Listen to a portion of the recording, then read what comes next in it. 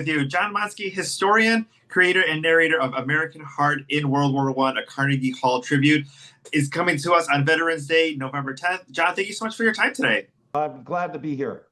Let's talk a little bit about how this project all came about and telling the story of World War One through this vision at Carnegie Hall. So I do these productions at Carnegie Hall, historical moments. They're really emotional history. They're all built around a story, but they have an orchestra to bring the emotion to it. 5 Broadway singers. We put incredible footage, especially from this story, from the National Archives on the back wall of Carnegie Hall, not on a screen. So it looks like the orchestra is sitting in the forest or sitting on the beach. And it just comes together in a very emotional way. And this is a story. It has an arc and a bit of a surprise at the end. But at the end, you just feel the sacrifice that our veterans had made. And you hear the story of the very first Veterans Day. Because we have archived video and we have all these interactive components to it. I mean, obviously, many years in World War One. I mean, how do we kind of choose the photos and the story that we wanted to tell? And I believe it's The Great Gatsby is kind of the framework for how we're telling the story. Yeah, it's an interesting thing because I wanted to start with Gatsby because it's something a lot of people have lost the history of World War One and our veterans in World War One, even though in the Meuse-Argonne Cemetery, there's 14,000 Americans buried there.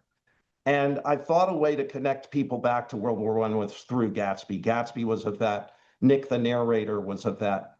But I found out it was so much more because once you learn the history and the story, and then you go back and read Gatsby, you'll never read Gatsby the same. Gatsby will always be a great love story. It will always be the story of the 20s, but there's another element in it. And that's because Fitzgerald was fascinated himself with World War One. He served 2 years in the Army. He walked the battlefields afterwards. Incredible mix of things. So it was a discovery for me as it went along. And I had another discovery, which is I went over there. Don't go in December. I went to the trenches in December. Don't go in December. It was very cold. But as you walk those trenches and you get to the Meuse-Argonne and you go to that cemetery, it will tear your heart out. And we reflect all that in the production. Yeah, I mean, especially, on Veterans Day, and it's going to be streaming the next day, but really taking that time to learn the history. And obviously, as generations go on and time goes on and how we get our news goes on, really taking time to take those moments to reflect and to thank people, and maybe parents having conversations with their kids or people having conversations amongst each other. That's also important too, as far as experiencing something like this, together with your family and your friends.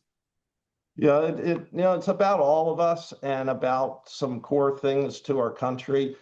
I call it a willingness of the heart because Fitzgerald, the author of Gatsby, of course, wrote shortly after he finished Gatsby.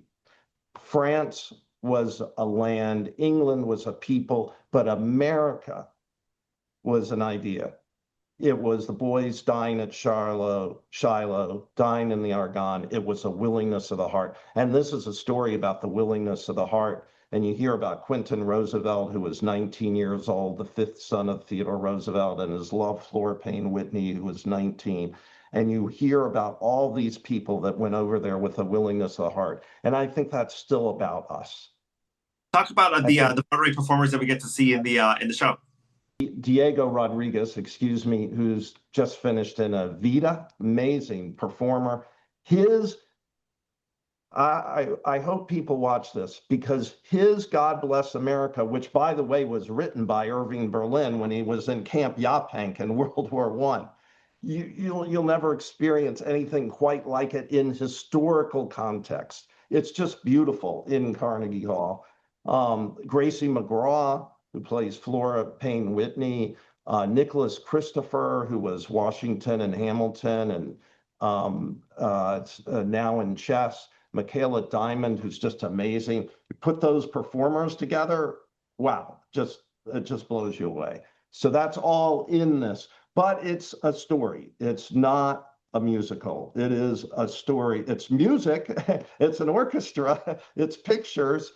But at the end of the day, hold on to your seat because you're going to learn a lot of new and different things. But at the end, I hope people feel the tribute to our veterans. Everywhere I've gone with this, that I've shown it live, people have said it has to be seen by more people. And we got a lot of people came together, including veterans and veterans' families. Ken Griffin has been a great supporter, and we raised the money so we can put this on PBS. And I'm so thrilled to bring it to a larger audience. That is amazing. You mentioned one of the performers was part of Hamilton, and obviously with the success of that show, a lot of younger generations, maybe who didn't pick up a book on history, or maybe didn't learn it in the way that they thought they would have it in school, but got to experience it through a live theater experience, and then maybe go back to the material. And I really hope that's something that people get to experience. This program on the 10th, and then when after it streams, but also maybe to go back and to learn some history, because this might, spark their interest again in some of this material in the history of our country. Amazing response from all ages. I think if you do something like Hamilton that's great for adults, the kids follow. So while this show was made for adults, the kids have just grabbed onto it, of all generations. And the music, some of that they've heard, some of it they haven't. The James Reese Europe pieces are incredible. There's a song called All of No Man's Lands Is Ours. When they come back from the war, it moves your heart. There's my buddy Irving Berlin's What I'll Do. I still, have flutters when I hear it. So I sing it to my wife. It gets her in a good mood. That is amazing. The veteran response to this project and to this performance. Let's talk a little bit about how, obviously, you want your stories told, and there's always a certain part of people who have lived through this, who have relatives who have lived through this, and it's, I think those emotions run very, very high. I mean, what has been the response, so far that you've been able to see, when you film this, or in talking about this, of seeing how this has just connected to those stories of the people who actually, lived it? Well, I've been all over with this production and others: New Orleans, Jacksonville, Boston, DC, San Francisco. And never ceases to amaze me the families that come up, and the number of people that have some connection to World War I. And they're just appreciative and they're thankful. And it allows others to understand what their families sacrificed and endured. So it's been quite an outpouring. And I hope the same is felt with a broader audience. The end of this production is the first Veterans Day. We actually have footage of them taking the unknown soldier. The Tomb of the Unknown Soldier was not dedicated yet. And on November 11th, we have the footage. It's incredible.